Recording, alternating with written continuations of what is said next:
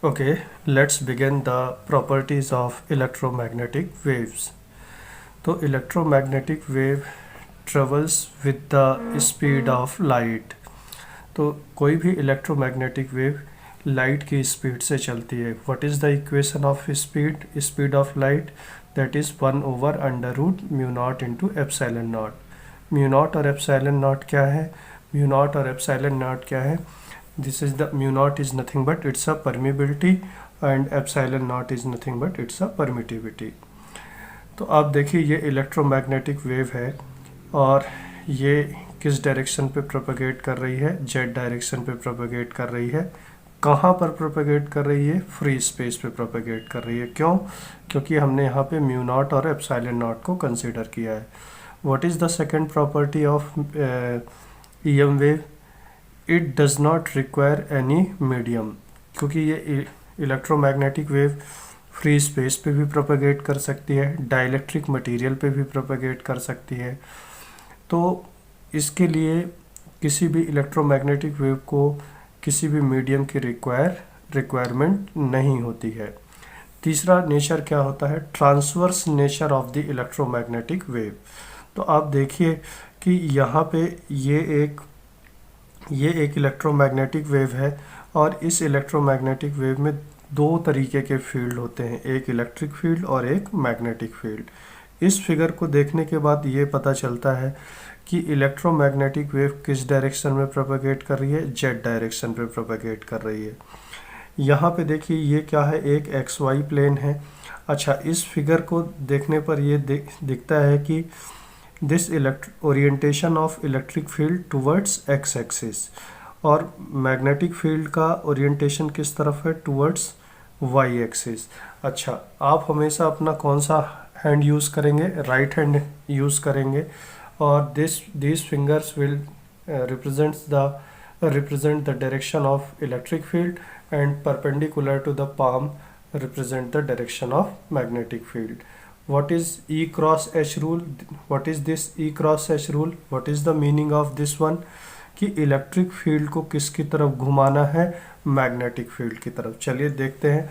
यदि मैं electric field को मैग्नेटिक फील्ड की तरफ रोटेट करूंगा तो this thumb will be the direction of wave propagation. इसके बाद आप देखिए कि इस फिगर को मैंने थोड़ा सा इधर भी बनाया है. देखिए क्या है कि ये कौन सा प्लेन है? X Y plane. मैंने एज इट इज़ बनाया. ये कौन सा फील्ड है? इलेक्ट्रिक फील्ड है. किस डायरेक्शन की तरफ है? एक्स एक्सिस की तरफ है, तो इलेक्ट्रिक फील्ड एक्स एक्सिस की तरफ बनाया. मैग्नेटिक फील्ड किसकी तरफ है? वाई एक्सिस की तरफ, तो मैग्नेटिक फील्ड वाई एक्सिस की तरफ बनाया. जेड क्या है? डायरेक्शन ऑफ प्रोपगेशन है, बिल्कुल एज इट इज़ बनाया. आप देखिए कि क्या ये plane X Y plane Z axis के परपेंडिकुलर है? बिल्कुल है.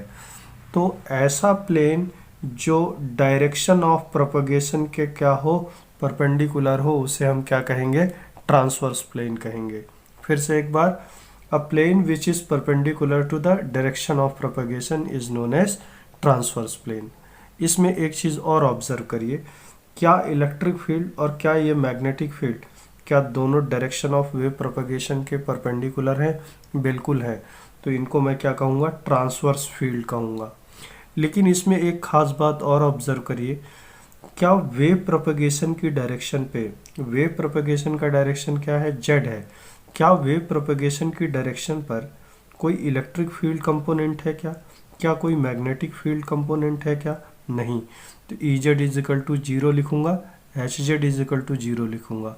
जेड क्या है? डायरेक्शन ऑफ प्रोपगेशन है. ये क्या बताता है?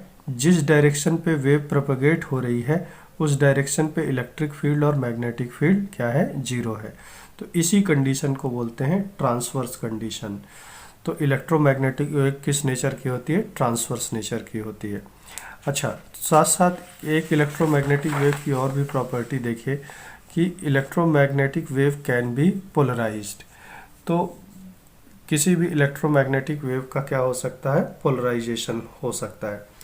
तो पोलराइजेशन को यदि आपको समझना है तो मैंने ऑलरेडी इसमें लीनियर, सर्कुलर और इलिप्टिकल पोलराइजेशन पे वीडियो बना दिया है. बस इतना सा समझना है कि पोलराइजेशन कुछ भी नहीं है। पोलराइजेशन के केस में हम किस में इंटरेस्टेड होते हैं? इलेक्ट्रिक फील्ड में, ना कि मैग्नेटिक फील्ड में। तो इलेक्ट्रिक फील्ड को यदि हमने ट्रेस किया किसी भी प्लेन पे, यदि वो कर्व लीनियर दिख गया तो हम क्या बोलेंगे? Linear polarisation. Curve circle type का दिख गया तो सर्कुलर पोलराइजेशन। अदरवाइज वो यदि इलिप्स टाइप का दिख गया तो इलिप्टिकल पोलराइजेशन होगा। साथ साथ इलेक्ट्रोमैग्नेटिक वेव में कुछ फिनोमिना भी एसोसिएटेड होते हैं। कोई भी इलेक्ट्रोमैग्नेटिक वेव के साथ इतने सारे फिनोमिना हो सकते हैं। इंटरफेरेंस भी हो सकता है, डिफ्रैक्शन हो सकता है, उसका स्कैटरिंग हो सकता है, उसका एब्जॉर्प्शन भी हो सकता है, रिफ्लेक्शन रिफ्रैक्शन भी हो सकता है। तो हम इन फिनोमिनास को वन बाय वन कंप्लीट करते हैं। तो फर्स्ट फिनोमिना इज स्कैटरिंग। तो आप देखिए कि एटमॉस्फेयर पे डस्ट पार्टिकल भी हो सकते हैं, पार्टिकल्स हो सकते हैं, गैस के भी पार्टिकल्स हो सकते हैं।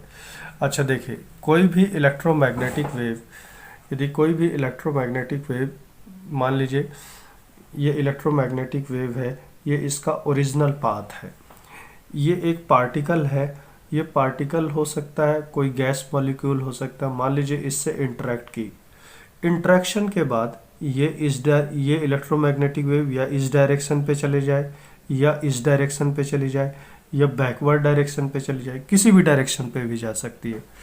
तो क्या ऑब्जर्वेशन मिला कि after the interaction with particle of the electromagnetic wave, can I say it is the direction of electromagnetic wave is changed? Yes.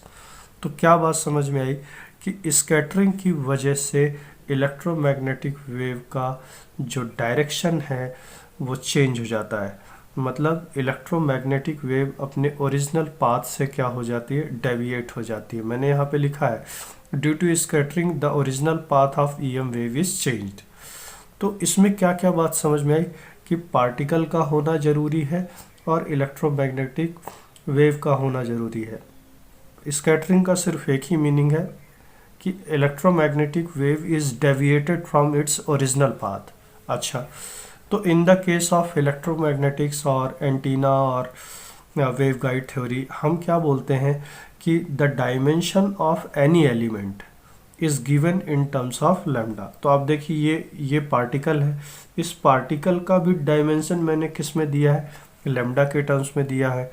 Electromagnetic is wave is associated with frequency, तो frequency है तो उसका कुछ ना कुछ क्या होगा? वेवलेंथ भी होगा। तो देखिए यहाँ पे एक इलेक्ट्रोमैग्नेटिक वेव बनाया है मैंने, उसका एक लैम्डा क्या है? उसका वेवलेंथ लिख दिया है।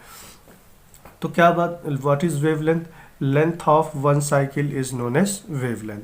तो चलिए स्कैटरिंग को थोड़ा और अच्छे से समझते हैं कि स्कैटरिंग किन किन फैक्टर्स पे डिपेंड करती है। बिल्कुल, इसमें दो चीज़ का रोल तो समझ में आता है। किसका किसका? एक इलेक्ट्रोमैग्नेटिक वेव का, जिसकी कुछ ना कुछ फ्रीक्वेंसी और वेवलेंथ है, और एक दूसरी बात क्या समझ में आई मुझे? पार्टिकल का साइज। ये दोनों फैक्टर्स को हम यहाँ पे समझने की कोशिश करते हैं। तो देखिए कैसा होता है। Scattering depends on size of particle, abundance of particle and wavelength of the electromagnetic wave. चलिए समझते हैं कैसे होता है। तो अब देखिए तीन कंडीशन यहाँ पे देखेंगे कि पहली कंडीशन क्या है कि इलेक्ट्रोमैग्नेटिक वेव का जो वेवलेंथ है, यदि पार्टिकल की साइज जो है लैम्डा 1 है उससे ज़्यादा हो। यहाँ पे किसकी वेवलेंथ, किसका साइज बड़ा है? इलेक्ट्रोमैग्नेटिक वेव का साइज बड़ा है। किससे? पार्टिकल से। तो क्या होगा? यहाँ पे जो स्कैटरिंग होगी वो कौन सी स्कैटरिंग होती है? रेले स्कैटरिंग होती है।